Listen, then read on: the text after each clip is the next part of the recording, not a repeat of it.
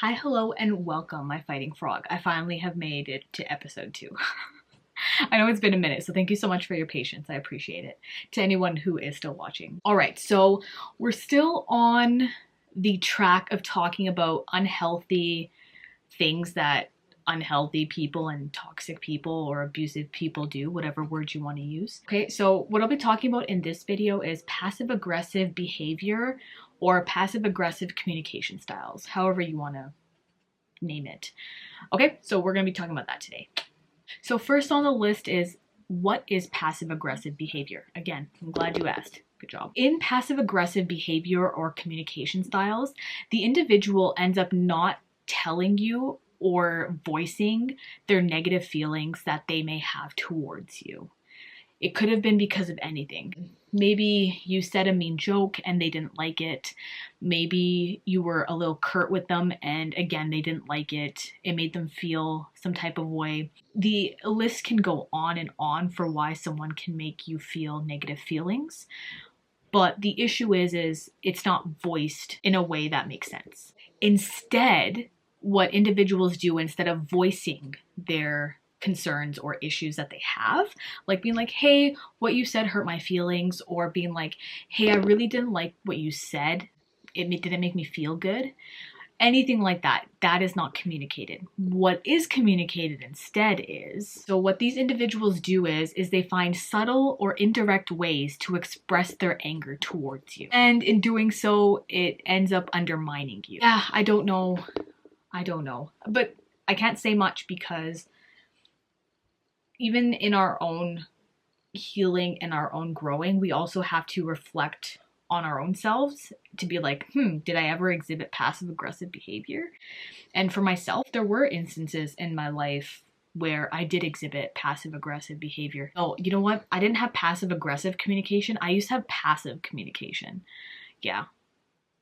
So I personally, I've been around people that have exhibited passive-aggressive behavior. But from personal note, I've had more, before becoming more assertive in my communication, I was more passive in my communication.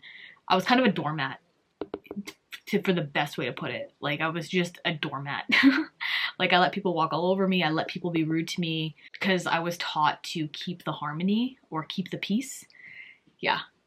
The one thing that I've learned is when you try to keep the peace in the outside world, there's chaos brewing on the inside. But when there's peace on the inside, that's when you see all the chaos because you're not taking it on, right? And so that's a tough lesson that I learned as I got older, and I don't really... Anyways, I've digressed. So going back to passive-aggressive communication. So passive-aggressive communication can, when you're dealing with it, can come across as really confusing because you're like, what's happening here? What's going on? It's almost like having to turn into being a mind reader, where you're just trying to figure out, what did I do to upset this person? Because they are showing you that they're upset with you, but they're not telling you. And the reason that happens is passive-aggressive communication is indirect communication, because you're not directly stating what your concern is. You're not directly stating, hey, you saying this made me feel this way, or hey, I felt this way when you said this. That's a better way of stating it. Instead, what's happening is you have this indirect way of communicating, which again is not helping anyone. And the reason is it's better to openly address what's going on than to indirectly address it, to be like, oh, but I did tell you when right? It's confusing, it's not fair, and it's indirect. Like, how is this person supposed to know? Right? The issue with passive-aggressive communication styles or behaviors is it's kind of linked towards manipulative behavior. Whether it's intentional or not, it can still come across that way. It basically tries to make the other person feel or act in a particular way, which is how the behavior can also become really manipulative. It can sometimes be complicated to identify passive-aggressive behavior, just like anything. Because again, when you're trying to identify negative or shitty behaviors, it's really difficult because it's almost like learning how to mind read. Because you're not only learning how someone's interacting with you, but you're also trying to understand what intent that came with. right? It's understanding that, oh, that person didn't have the greatest intent with what they were saying. Was it just a joke, or did it just not land and now they're saying it was a joke, right? So things like that. With that being said about passive aggressive behavior and what it can look like, there are some common signs that you can look for. So that does make it a little more helpful to know, is this passive aggressive behavior or communication, or is it something else? Okay, so let's talk about some of the common signs. First common sign is if an individual is resistant to any request, any order, or any suggestion from someone else. And resistance can have many different forms. It can look like being irritable. It can look like subtle argumentation. All right, I never said that. Or it's making jokes at another person's expense. You kind of look like the Michelin Man in that white jacket of yours. So another could be making elaborate, or procrastinating can be another form of resistance. So not getting your work done. And the thing about resistance is it can either be extremely noticeable or not, where it's just like you don't know. Right? That's kind of where it gets really convoluted. The issue is people that are on the receiving end of passive aggressive behaviors, or specifically like resistance to anything, can end up making them feel embarrassed, hurt, or uncomfortable with the person and their behavior. So that's not good. So again, whenever you're leaving an interaction, really check in with yourself of how you're feeling from that interaction. Are you feeling shitty? Are you feeling happy? That really matters, because elevated emotions can be things like anxiety or something else. So allowing yourself to check in with your body and how you're feeling is a really good indicator of figuring out of like, do you like this person? You know? Because it's not just important for other people to like you, it's also important, do you like these people? So that's the first common sign. Second one is backhanded compliments. Have I gotten backhanded compliments? Yes. All right, I've been told I'm pretty for a brown girl. I've been told, oh, this other one, what was it? Oh, this woman had said she didn't think that brown women were attractive, and I was just like, I'm a brown woman. What do you mean? And she's like, oh, but you don't look brown, right?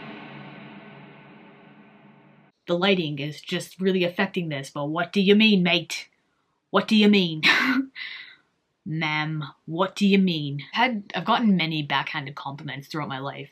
Things like that. So it's like they're really subtle and they're hard to notice. And usually in the moment, you don't really pick up on it. You can just, during the moment, kind of feel like, yeah, I didn't feel good after that interaction. Because like after the interaction of the woman being like, oh, you're pretty for a brown girl, I felt icky. And like after the interaction with a so-called friend being like, you know, well, you don't look brown, and that's what makes me attractive. It's just like, eh. This is gross. And then the third common sign of passive-aggressive behavior is changes in behavior for no apparent reason. And what this means is people that behave in a passive-aggressive manner, they tend to avoid or instigate conflict by patterns of avoidance or even semi-abandonment. All right, that was a lot of words, so hold up. So what that means is when a passive-aggressive person is upset or gets into a fight with someone, what they tend to do instead of directly talking to the individual is they tend to be indirect. So they choose to disrespect the person by not talking to them, avoiding them, giving them the silent treatment. And I discussed in a previous video, the silent treatment is not a nice thing to do. It's just not nice. It's really shitty. And yeah, and when you're on the receiving end of that, that's, again, it's not a fun feeling. It's a really shitty feeling. That's like one of the really key takeaways is after you interact with people. So really asking yourself, how do you feel after an interaction? That's really important. That's kind of one of the points I'm really trying to like hit home with this is, how do you feel after interactions with people, right? Do they make you feel icky? Why? Really ask yourself, Okay. And then the last sign of passive, this is not the last sign. There's most likely more. This is all that I found for my own research for this video anyways. So the fourth common sign is just that there's other patterns of behavior that can exist. So there's other behaviors and actions that a person can exhibit. So it's not limited to what I'm talking about. There can be way more. And maybe you know some. Maybe I missed some. I probably did. I did, okay? So the issue is passive aggression involves a lot of manipulation. But the thing about passive aggressive behaviors and manipulation is some passive aggressive people don't mean to be manipulative. That can just happen. Now, deciphering between is this person manipulative or is this person just lacking communication skills? That's a whole other conversation, because even in my career, that's what I'm wondering as well. Like, that's a question that I have within my work of just like, am I dealing with someone that's, I don't know, just avoidant? Or are they being manipulative? And that's constantly, especially because I work with couples, that's something that I'm constantly asking myself. Yeah, so just know that sometimes passive aggressive behavior is not meant to be manipulative, but sometimes the person is being manipulative. And that's where the shitty part about it is. I'm just like, you don't fucking know. You don't know. But I guess how do you figure that out? Honestly, it would just be if you're dealing with someone that's being passive aggressive and you directly ask like, hey, what's going on? Or hey, it doesn't seem like you're fine. Or hey, I didn't like that joke. Could you maybe not say that around me? I feel like how that person responds tells a lot about if they're being manipulative or not. If they double down, I'm not saying to back away and just get out of there, all right? But if they double down on being like, yeah, I'm fine, all right? Like, just let it go. And they're not open to letting you know, it's just like, I don't know, you've given them the space. I guess in that instance, maybe it's different. But if someone like doubles down on make you feel bad, of just like, hey, I didn't like that joke. And they're like, yo, I was just joking, buddy. Like, what do you mean? Like it was just a joke, right? Instead of being like, oh shit, I'm so sorry. My bad. I didn't realize that was offensive, or I didn't realize it would make you feel that way. I'm so sorry for saying that, right? I think it goes into, sure, you don't know what the intent was, but when you call it out directly, what's the response? That is where I would leave that with, especially with passive aggressive behavior, because it's hard not to miss it, like with passive aggressive behavior. So it's just being like, what do you mean? You know, like just kind of like use the Socratic method of like, why are you doing that? Right? Like, why you say that?